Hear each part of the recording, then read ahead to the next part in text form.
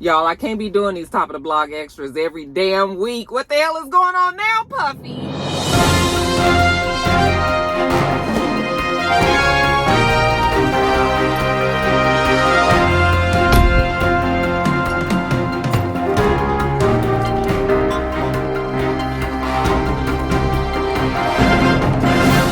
What's up, Roxstars? Y'all already know what it is. I'm doing yet another top of the blog extra. Child, when do you guys get a top of the blog extra twice in 1 month? Hell, 2 weeks in a row.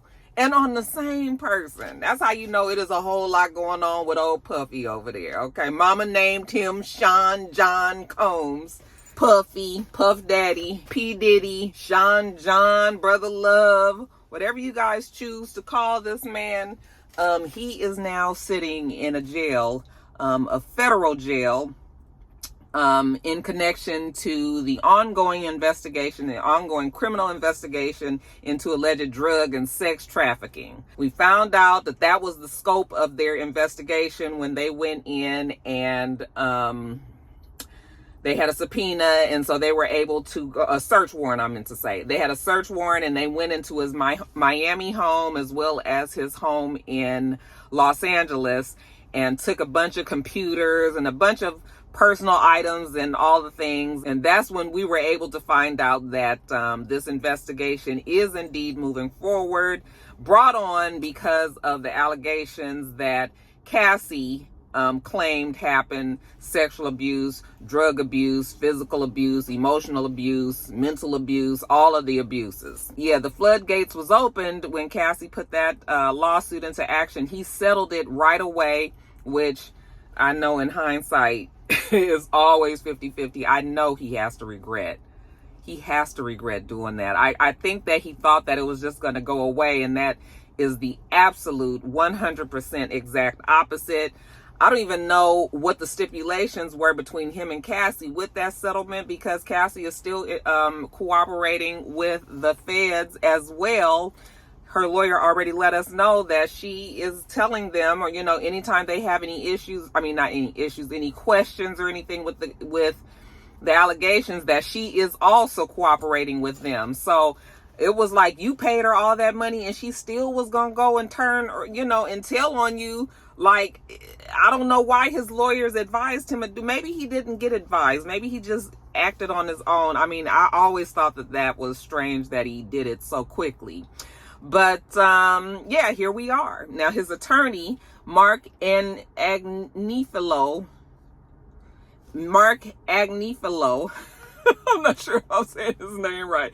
But anyway, he says that they are disappointed with the decision of the prosecution to pursue charges they believe are false and unjust. He goes on to say that Puffy is a music icon. He's a self-made entrepreneur. He's a loving family man. He's a proven philanthropist who spent the last 30 years building an empire, adoring his children, and working to uplift the Black community. I say, yeah, well, that was his day job, because that other dark side of Puffy obviously was very opposite of the things that the lawyer is saying that he is now. You know, of course, nothing has been confirmed.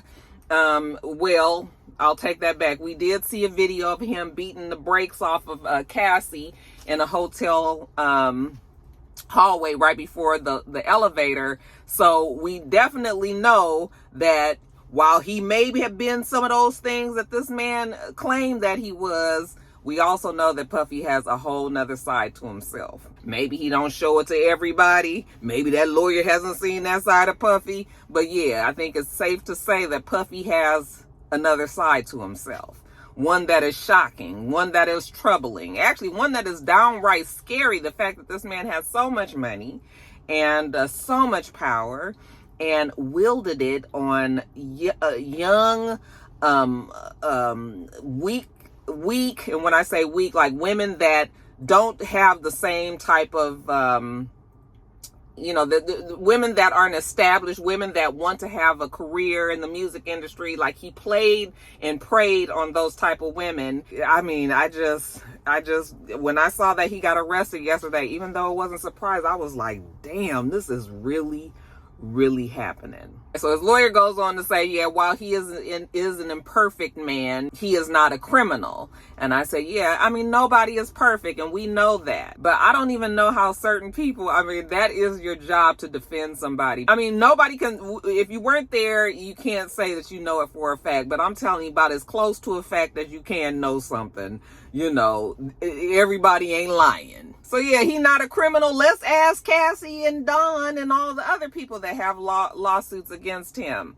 Let's see what they think about that. He also said that he's been fully cooperative with the investigators. That was the reason why he actually was in New York, you know, that he actually had temporarily moved back to New York in anticipation of these charges, had a feeling that this was going to be happening, and didn't want it to make it look like, you know, I guess he probably didn't want no huge scene out there in Los Angeles. And so he went back to New York, and apparently he had been staying at a hotel or something.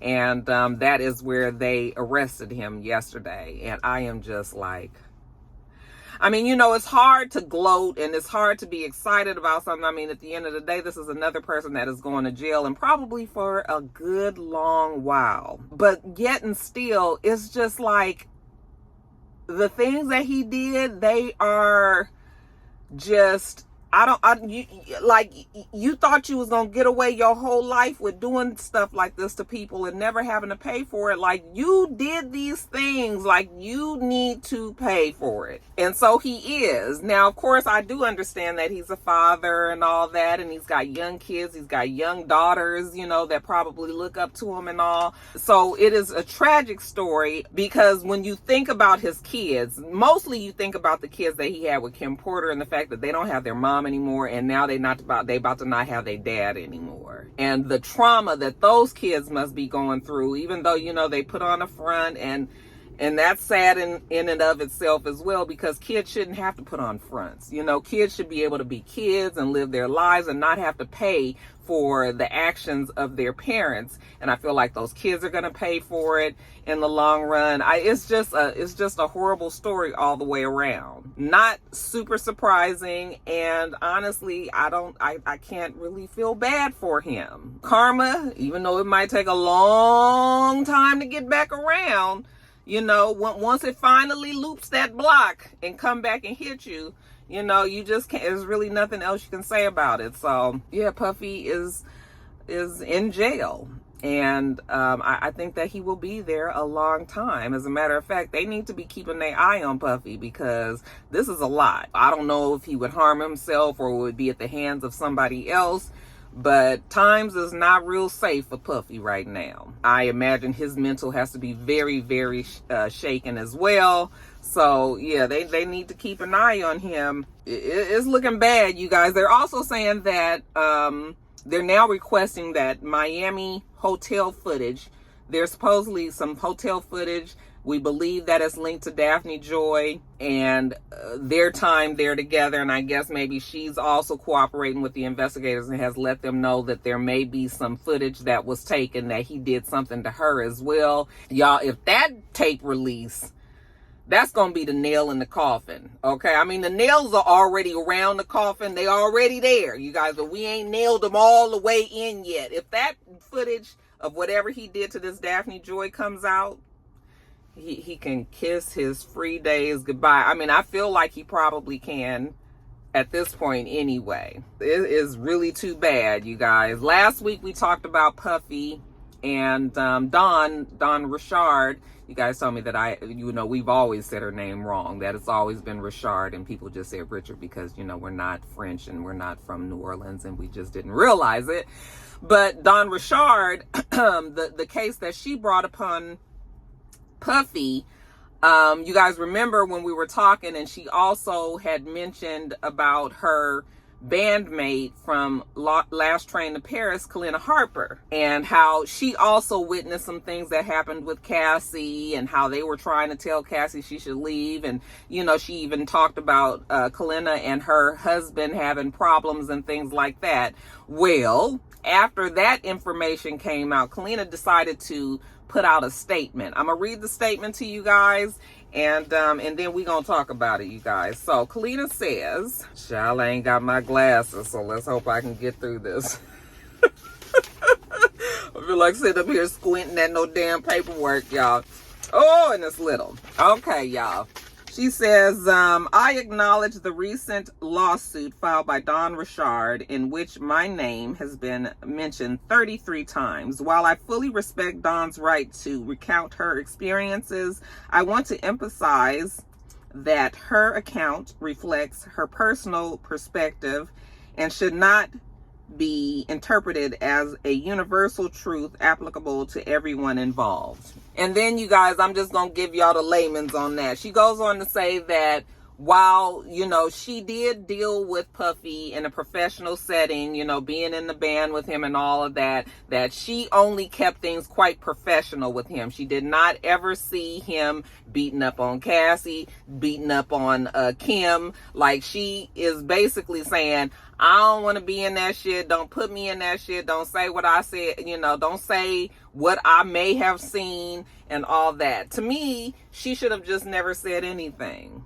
She should have never said anything. We understand that she married to this man and he good friends with Puffy and she just don't want that smoke right now. So, I mean, people get it. You trying to keep the household happy and quiet and you not trying to, you know, ruffle them kind of feathers and everything. But I just was like, why you even said anything, girl? You should have just never said anything. I know folks are going to be like, well, she can say what her truth was and all.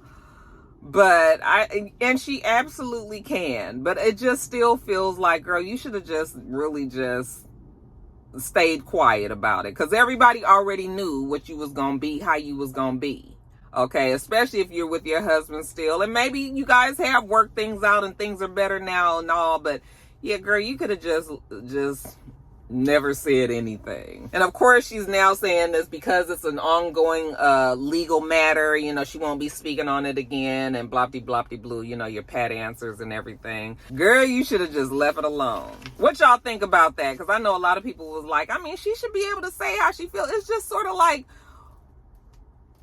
are you saying that the girl is lying? You know, like, what exactly are you trying to say? That's the only problem that I have with it. Yeah, I just wish you wouldn't have said anything, you guys. Also, remember I told you about the guy that's in jail that's saying that Puffy sexually assaulted him back in 1997 in Detroit? Well, they say that Puffy and his team filed an emergency motion to overturn the $100 million judgment. Remember, I was asking the real rock star lawyers out there, like, how does this work out? Like, is the shit set in stone or can they try to appeal it? Well, that's exactly what they're doing. He's saying that he never even received the lawsuit and the statute of limitations had already passed. Okay. I guess Puffy was like, fuck, it's a damn lawsuit coming every day. He can't keep track of them. Supposedly this happened over 17 years ago, and so or actually I think the statute of limitations expired 17 years ago, so they're saying that it shouldn't even be a case that somebody could pull a judgment up, you know, in the first place. Puffy said that he was only made aware of the case when it hit social media. The same way that we found out about it is how he found out about it. Can you imagine finding out that you owe somebody $100 million on damn Shade Room? Talk about getting your ass up on the phone and calling your accountant. And again, his team is arguing that he didn't do any, you know, that he denies any wrongdoing and that the allegations are false. I mean, it's going to be that same story each time. I did tell you guys that this man has a history of filing like frivolous lawsuits and claims, and you know, people don't take him seriously, so there's that as well. Okay, but when it comes to Dawn Richard, his team is saying how disappointed that they are that, you know, she decided to file this lawsuit, and that you know, they had over 20 years of friendship and this is what it's come down to, and blah blah blah. She's trying to get money out of him. Also, you know, she has an album coming out and a promotional tour coming up and all that. So it's just pretty interesting to them that this would all line up for Dawn at the same time. I told you guys last week, and I'll say it again, I do believe Dawn Richard. Okay, I did have some information incorrect in the last Top of the Blogs also, and you guys corrected me and told me that. Remember, I was saying that Dawn Richard is also on his last album, the Love album that came out, that she is on there. I thought that she worked with him again. You guys explained to me, no, she did not work with him again. He held on to some work that they did together when, I'm assuming, you know, she was with Last Train to Paris, that she was locked under contract.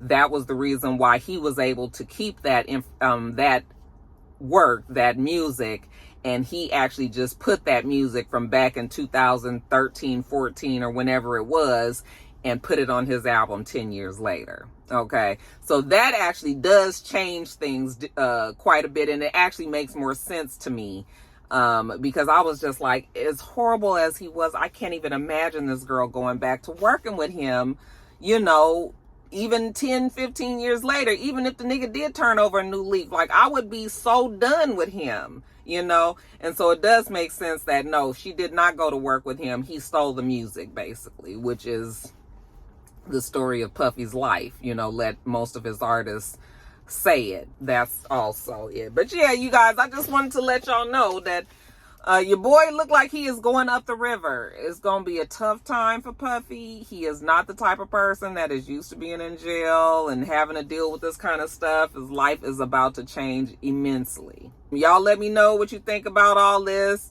You know, were you guys surprised that he got arrested? Do you believe that he will get off? Because I've been getting a lot of people that's been saying, Roxanne, I don't even think he's going to get charged for anything. I was just like, listen, when the feds get involved, they don't just go out willy-nilly and arrest somebody. They arrest you when they know that they have a good amount of something on you. Okay, I think I read somewhere that they have a 97% success rate.